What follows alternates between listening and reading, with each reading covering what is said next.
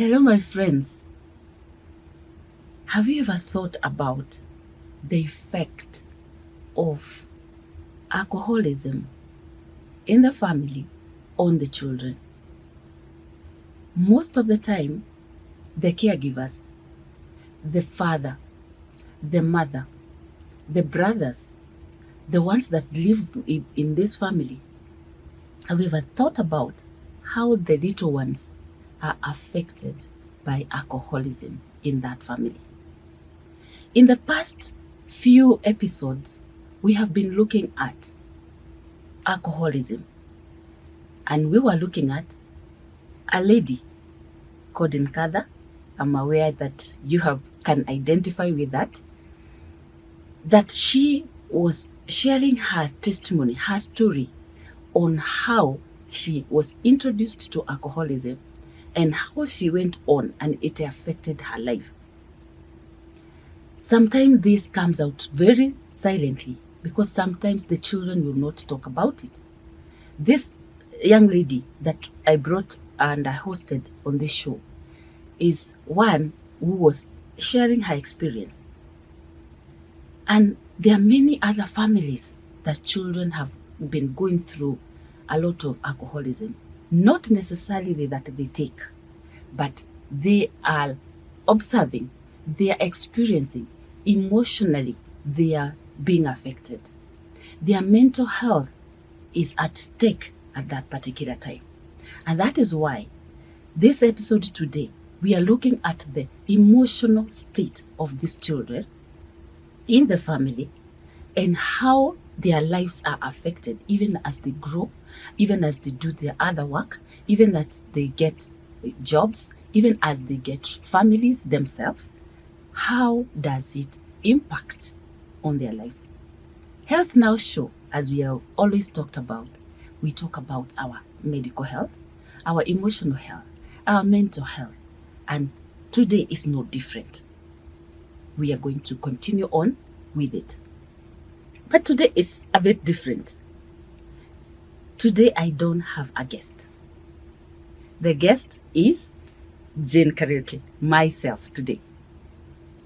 What do I want to talk about? I want to talk about the effect of alcoholism on children in the family. My own life story. Just to give you something, I've never taken any alcohol or any other drug, and I'm not defending myself on anything because this is the truth. However, I have experienced living in a family where my father was an alcoholic. And what was it that was happening? If I give you a bit of our background, our family background, I am from a family of 8 children, 5 girls and 3 boys. They are all grown up. And in that range of the family, of the children, we have like 2 generations, 2 sets of families. We have one that is the 5 are on their own, and then we have the 3 on their own. What do I mean by that? In between them, in between us, we have a difference between the first set of 5 and the second set of 5, which I call the first generation and the second generation. And in between there is a gap of 12 years. So my sister who I follow is 12 years older than myself. So, and the second group, the second set, I am the eldest of the 3. The reason why I'm talking about this background is because of now what the second set was experiencing and personally what I went through. Being the eldest of the 3, I was more of somebody who is like a firstborn of some kind, because most of the things in the family, I'm the one doing that. And sometimes my mom would be sick, and then I'm the one taking responsibility of many other things. Now, my father was more present with us, the second group, the second set. And as an alcoholic, he would come home drunk. And one of the significant things that he used to do, he used to carry a panga everywhere he used to go. And the panga used to be on his right hand side. Kindly note that, because we are coming to something else on that particular issue of the panga. So that panga, when he is drunk, of course he was not drinking every day, but he would, most of the time that he's drunk, he would come with that panga. And instead of knocking at the door, the way we know, he would bang the door with the panga, like cutting that panga. And to those inhabitants of the family, of the house, that is my mom and the three of us, we would get very scared. The inhabitants, that is the three of us, would really get very scared. He would cut and shout and like telling my mom to open the door, and we are all scared inside there. He would come in when the door is open, but we are hiding. We would go under the bed. We are so scared. And this was emotionally affecting us, because all of us at that time, we are like, this is somebody that we love. This is somebody that we look up to, but is becoming somebody who is bringing a lot of emotion, negative emotion on us. Now, there was this one day that he came, and it was raining, and he banged the door. He banged the door. It was raining heavily. So he told us to go out. We went out. And where are we going? He told us to get out of the house.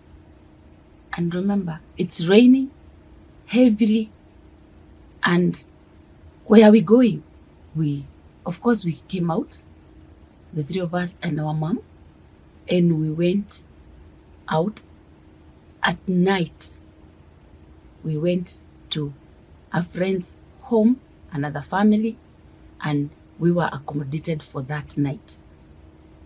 We slept there, and the following morning, because we had to go to school, I was in primary school, we came back to the house. He had slept, and we prepared, and we went to school. That continued as a series, and it really had a lot of impact in my life.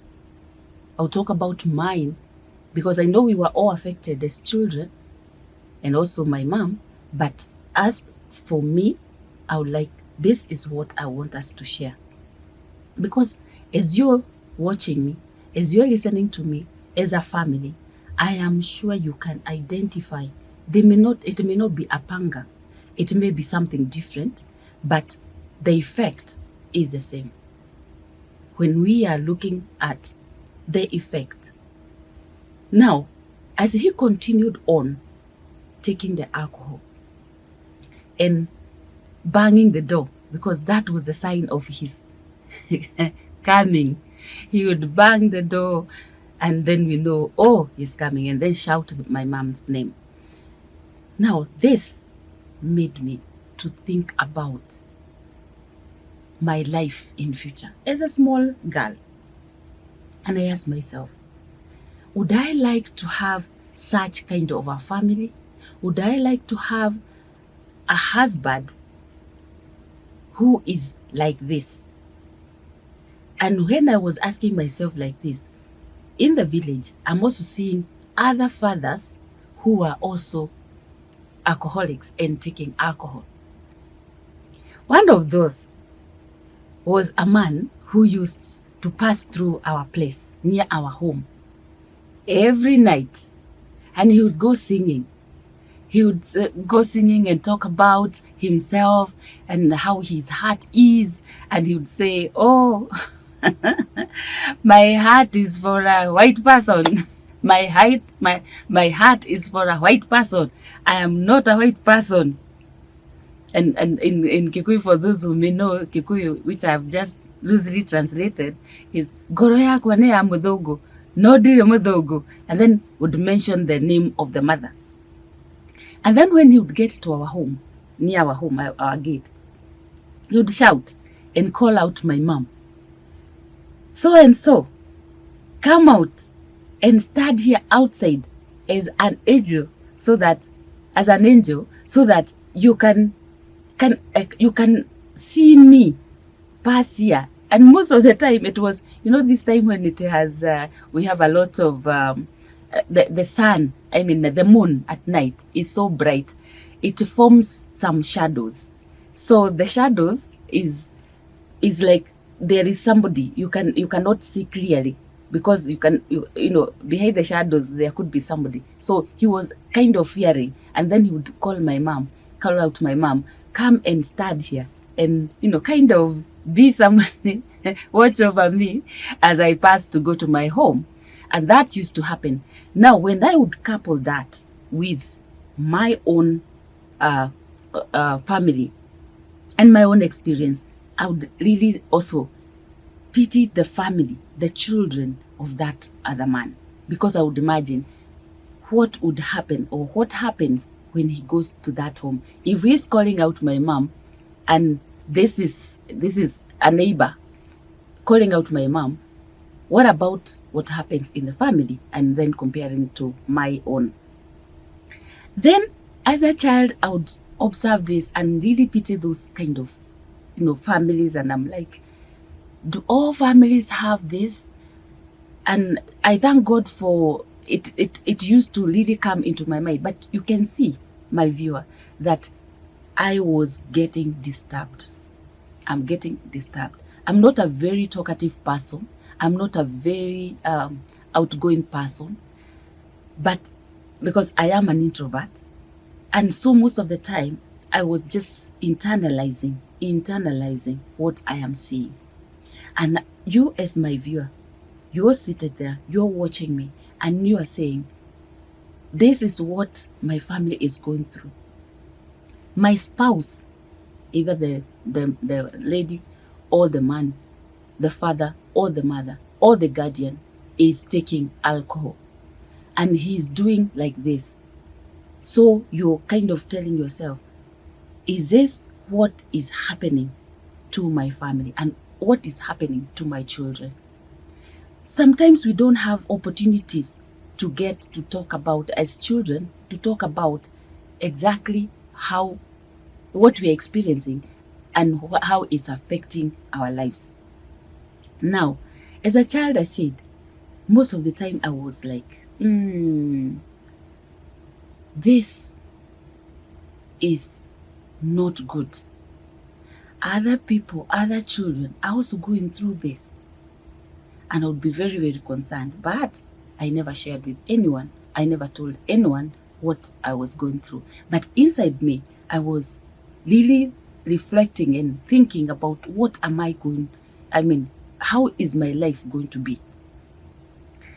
Then there was still this other man in our village. Hey, our village.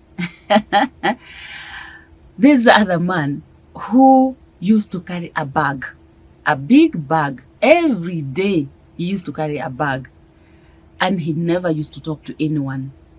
He was just walking, going to his businesses, going to whatever he was doing, to his shamba, to his farm, and doing his own thing. But he used to carry a bag on his right hand. Remember the panga on the right hand of my father, and how he was cutting the door with it.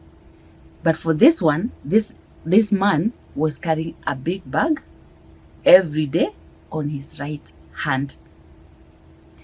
If you'd walk and meet with him, and you are on the right side, on his right side, where his bag is, he would signal you to go to the other side, to the left side.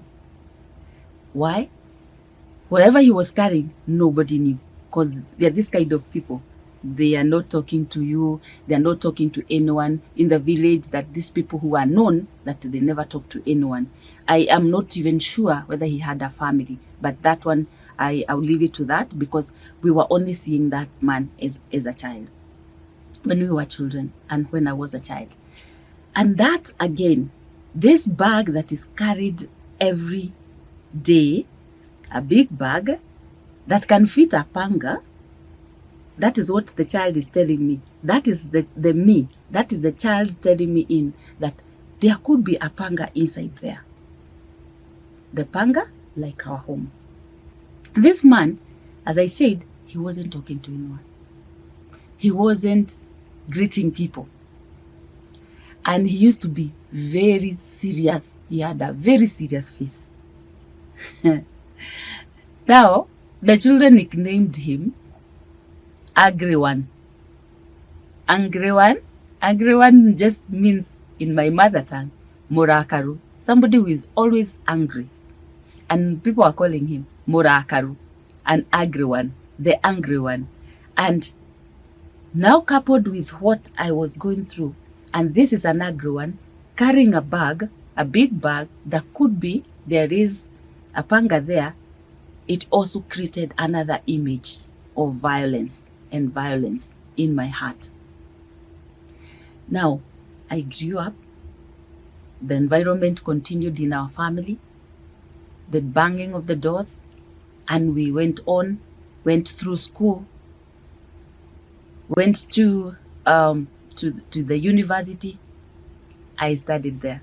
But before I was, before I completed school,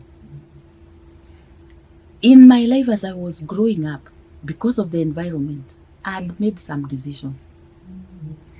My dear, I had made some decisions. One, I said, I'll never get married. I'll never get married. To go through whatever I've seen in my family, to see like we are moving and going to other people's homes at night and go to look for refuge in those people's homes, I told myself, I'll never get married. Because of fear that was instilled in the family as I was growing up. And I told myself, if I get married, this man probably will be a drunkard, and I will go through the same cycle, the same things that our family and the children we were going through. I've never asked my elder sisters and my elder brothers whether they experienced that, because all of them have families, and I've never asked them, did they, what was the effect of the alcoholism in the family. But the two behind me, we have talked about it, and we are like, the issue of the panga, which I will come to later on. So I made the decisions. I made these decisions that I said, I'll never get married. I don't want a repeat of what my mom went through and what we went through as children. Okay, I went on. I promised myself I'll never get married. I will just walk. I will just remain. In fact, I'm not a Catholic, and I said, and respect to the Catholics, I said I'll become a sister, a nun, so that I don't get married. Are you seeing that? Are you seeing that, my viewer? Because I was feeling I wouldn't want that repeat. And imagine, I am a child. I am growing up. I am telling myself, sitaki, I don't want to get married to get a repeat. And even thinking about becoming a nun, becoming a Catholic nun, and with due respect to those sisters that are. They may not have gone there because of such a reason, but for me, I was going there because of such a reason. I said I'll never get married. But surprise, surprise, I got somebody. I got a man. I got a friend. when I was in my second year in the university. And because I was also relating with some 3 girls as my friends, we were all born again Christians, and then we decided to pray for husbands. And then I'm telling them, you know, for me, I said, I'm not going to get married. I'm not going to get married. And I'm telling them, for me, I don't think this is the right time for me. But they said, let us pray. Even if the marriage will come in future, let us just pray for the husband. And then, okay, fine, I agreed, and we started, we listed the qualities of the men that we wanted to get married to. Guess what? Of course, I said I want to get married not to a drunkard, not to somebody who is a drunkard, because that was one of my priorities. I said. So as we are listing, okay, I said, oh, I want a tall guy. I want a dark one. I also I want somebody prayerful. Actually, that was one of the other very important thing. I want a prayerful man. I also want God to give me somebody who is not an alcoholic and who will not take alcohol. Well, I went on, and then we prayed.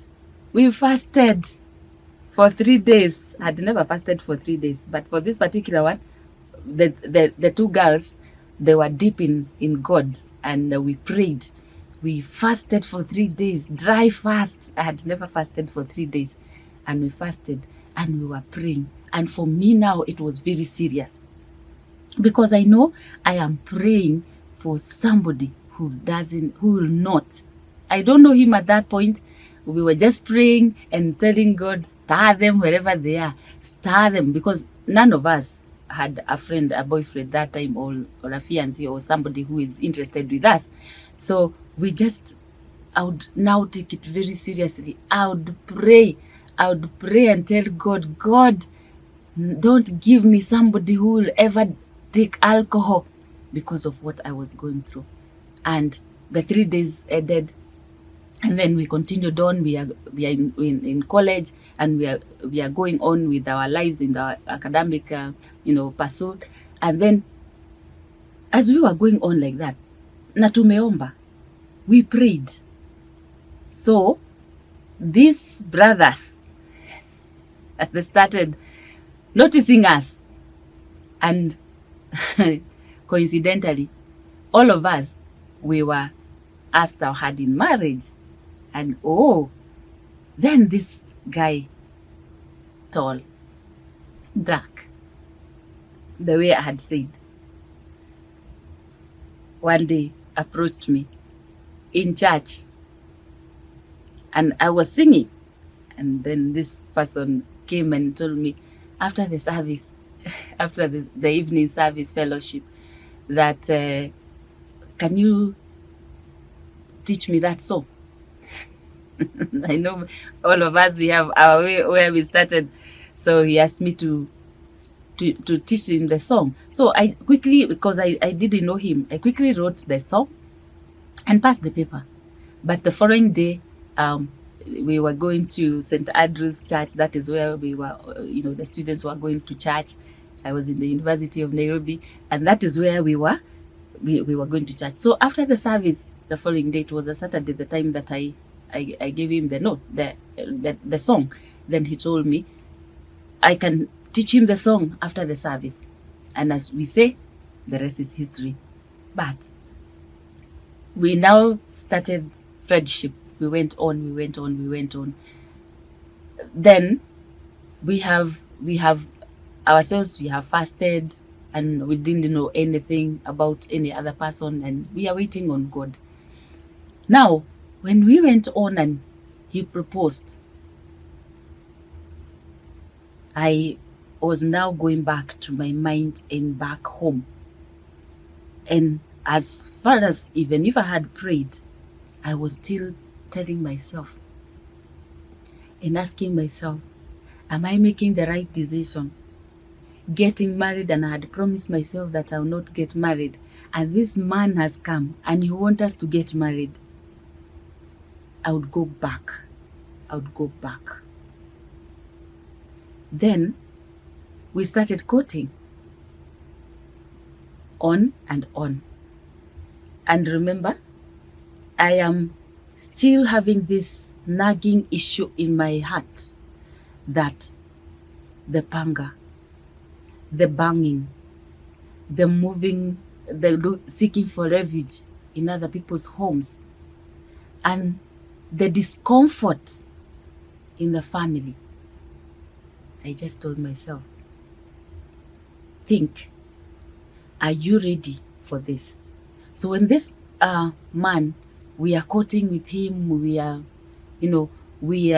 having the friendship, we have started the journey towards getting married, I asked him 2 questions. One, will you ever beat me when you marry me?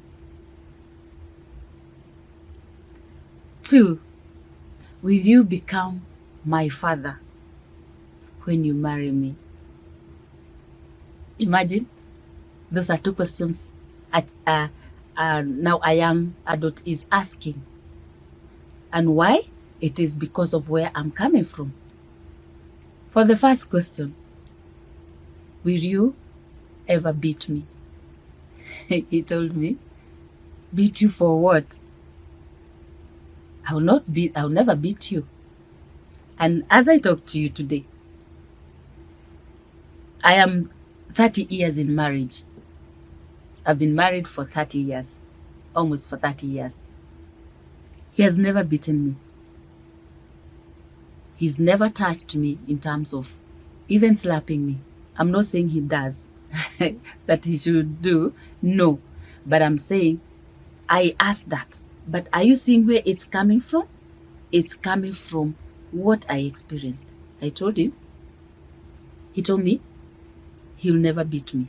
He hasn't beaten me so far, and I'm not looking forward to be beaten.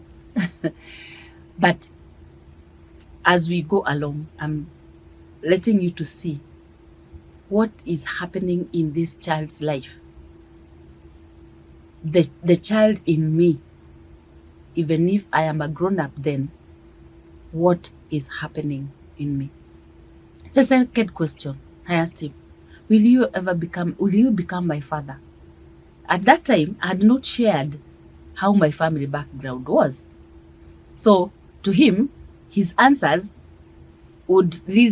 is like a test I was doing to him. I asked him, will you become my father when you marry me? He told me, I can never become your father. I can only become your husband. He didn't know what I was asking for because I didn't want him to be a replica of my father. We have been married for almost 30 years. He has been a husband, and he is a husband to me. He is not my father. And I want at this point to just pause and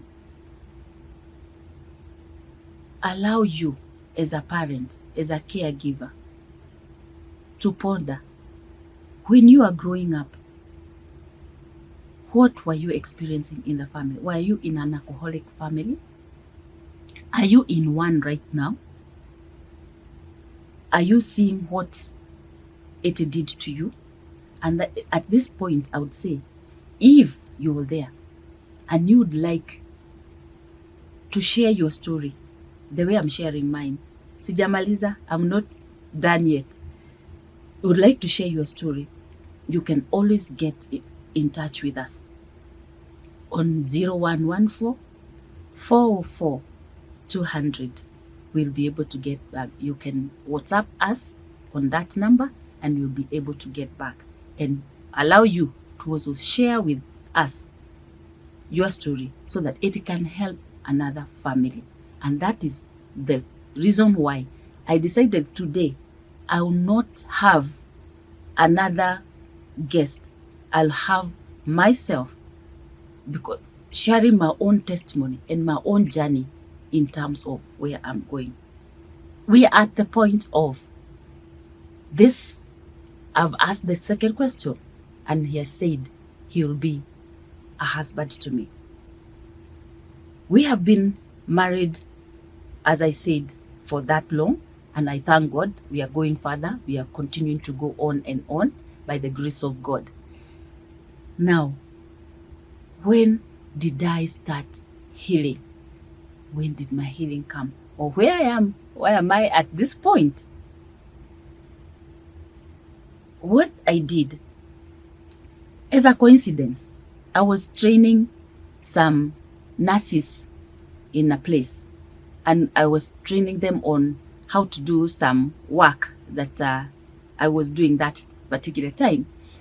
And in the training, there were counselors who had come to help these nurses to be, to equip them with some counseling skills. That was back in 1998.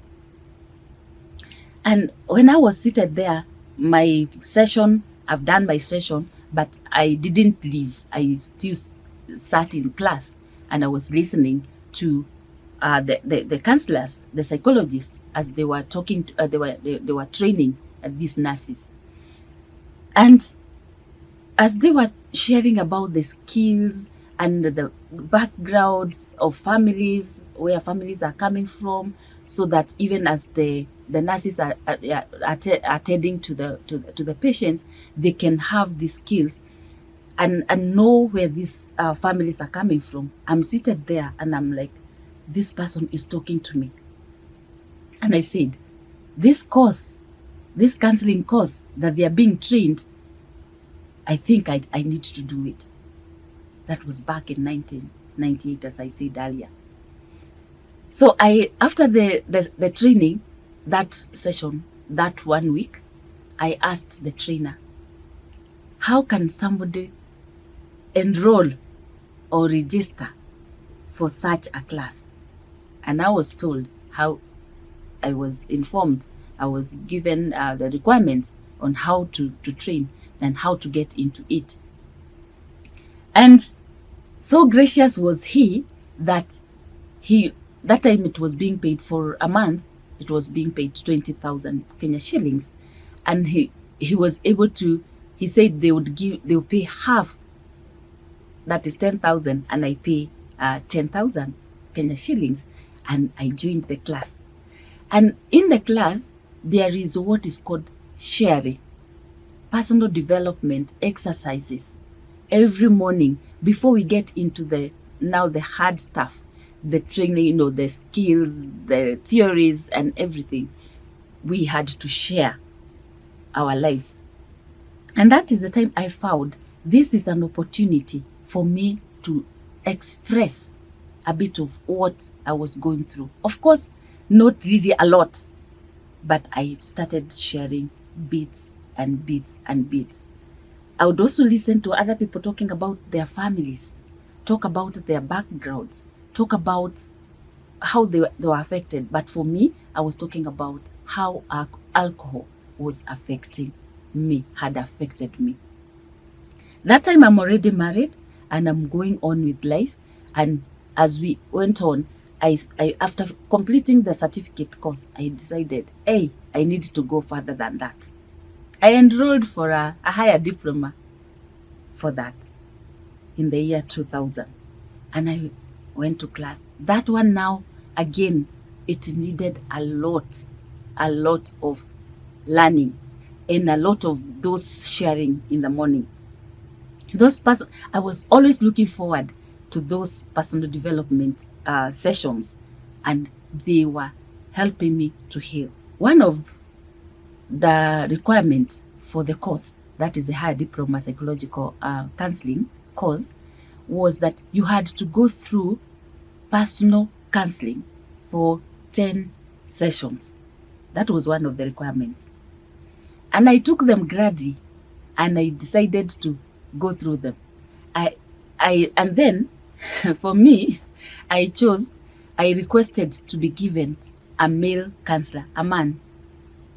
And this man, and I'll mention his name because he did a great and marvelous work in my life. Shikuku. Shikuku took me through the sessions, the requirements of the course, and that was 10.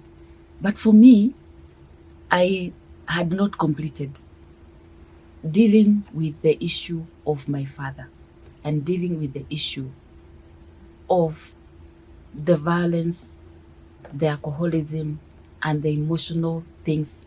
Remember, at this point, I said I'm married. At that point, I even have children. And I'm still dealing with a lot of baggage, a lot of emotional baggage in me, disturbing me about my father and about where I'm coming from, my background. So as my therapist went on with me, we didn't do the 10. We didn't stop there. We went on to around 15. And one day when I was in session, and it was very deep, as we had journeyed, we continued journeying with him in therapy.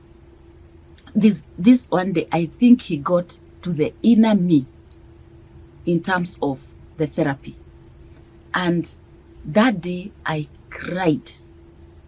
I cried and uncontrollably, because I was telling myself, this is really healing. I could feel that there is something going on. And I had said that I wanted a man therapist, so that I was telling myself, so that I can kind of put the anger on him. So that is what I was thinking at that time. And then this one day, what I've just said, he was so gracious, he was so patient with me, and I cried. I was all over tears and uncontrollably, and he was there. He sat with me there, and he allowed me to be. And I even didn't just do the 1 hour that we do, it extended until when I came back to me. I went back home, and then I continued with the sessions, and I realized that now, even if I talk about the issue of the panga, it is reducing in terms of the emotional weight. One thing that I realized is that therapy is very important. And even as I continued on learning and even graduated and started practicing, now over 25 years or about there, around there, I have practiced, I have interacted with families, some of alcoholics, some of other forms of violence and even the dysfunctionalities. And I've really seen that there's a lot that one needs to think about, and especially when families, we are taking alcohol. In the process of learning, I also decided I wanted to do child psychology so that I can help more children. And this also led me into, as I studied, as I did a session and a unit on child psychology, and even started even to practice.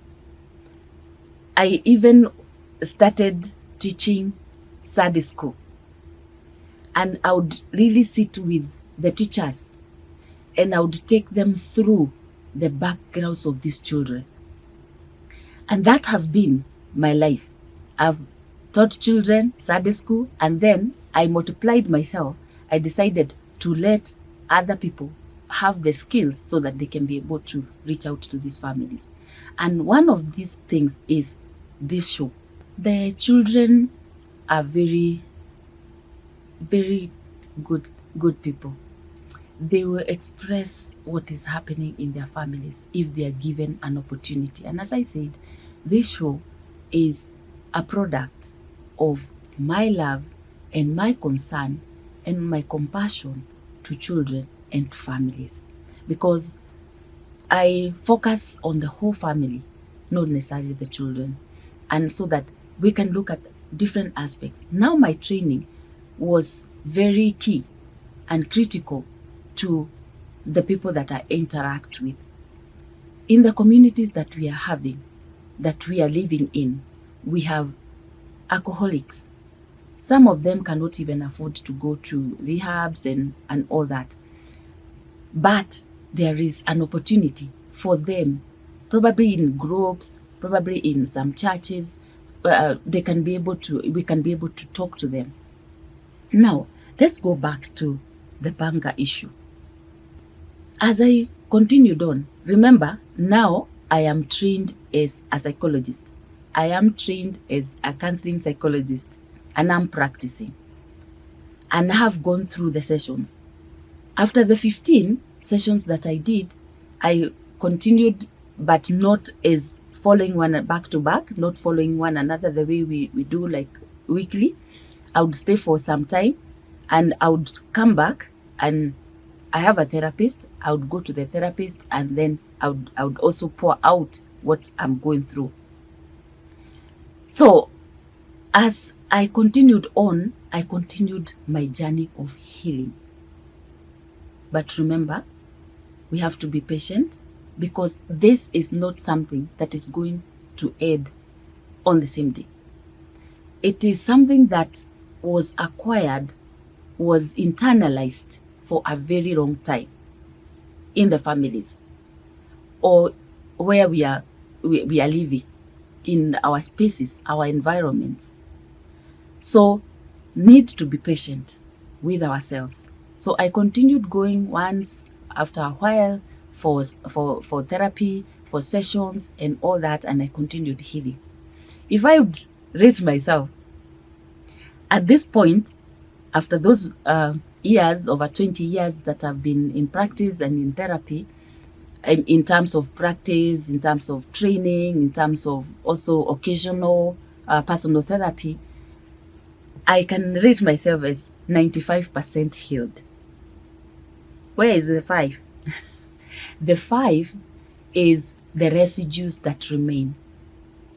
Sometimes I walk in my environment, my hood, where I live, and I'll probably meet an innocent man walking but holding a panga or a djembe on his right hand.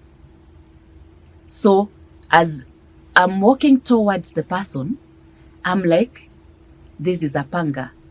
And I'm telling myself, I remember about the panga. But at this time, it doesn't have the emotions. I don't change the course of the side that I'm walking on. If I was on his right side, I will still walk on that side. But I am aware that there is a panga. Remember how this can affect us even in our adult life. So I'll walk, but I'm conscious, I'm aware, I'm alert that this person is holding a panga or a jebe or a stick or something that is holding with his right hand. The effect of alcoholism on the children in our lives. So then the 5 that is remaining is the awareness, the residues that remain, and I'm aware of them. And when I see, sometimes I smile at myself and I just remind myself, this is where I'm coming from. Why am I sharing this? Why did I choose to share this? To open up. Because I know there are families, there are adults that are like me, even older than me, that they have struggled, and probably they went through that, the family with alcoholism suffered the emotional part and also the physical part. Probably they were even beaten, and they got married, or they married, and they're having a spouse who is also an alcoholic, and they have children who are in this family. Are you seeing the cycle? And we have to break the cycle. I am here to offer hope, and I'm here to say that therapy works. it is possible for somebody to heal. I've given my own experience. I've given my own story that it is possible, but patience is required. Kindly reach out to us on 0114 404 200. We are also on Facebook. We are also on YouTube. Health Now Show with Jane Kariuki. Your health friend is there and will be able to walk with you.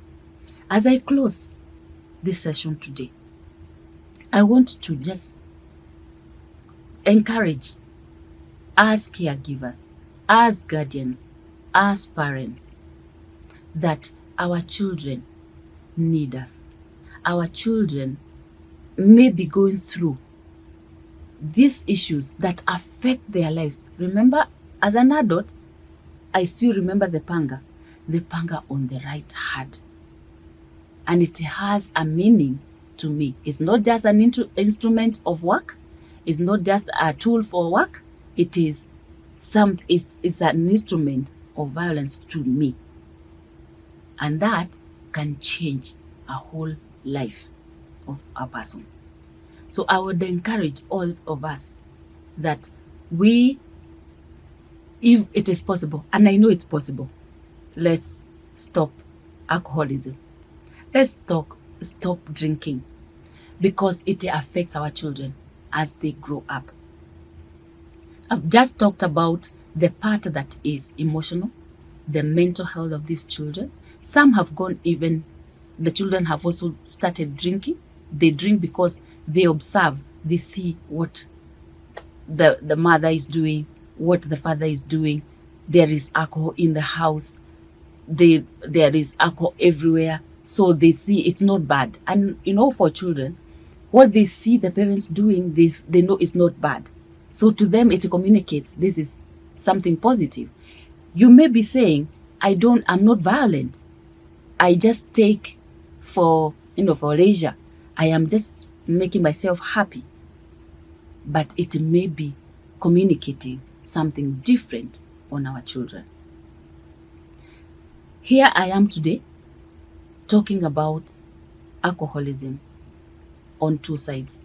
One is somebody who has gone through a family with alcoholism, and on the other side is a psychologist. And I would want to add here and say, there is hope. There is help. Let us seek help. Let us get in touch with people that can help us. And I'm sure that our families, our generations, the future of our children will be great, because they will not go to seek help.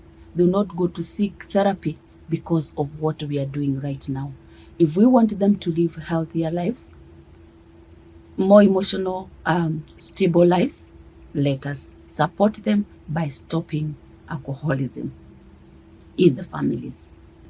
Until next time, when we are going to look at the health effects of alcohol in our lives, in our bodies. Until next time, keep it Health Now Show, your health friend, with me, Jane Kariuki, and God bless you until next time.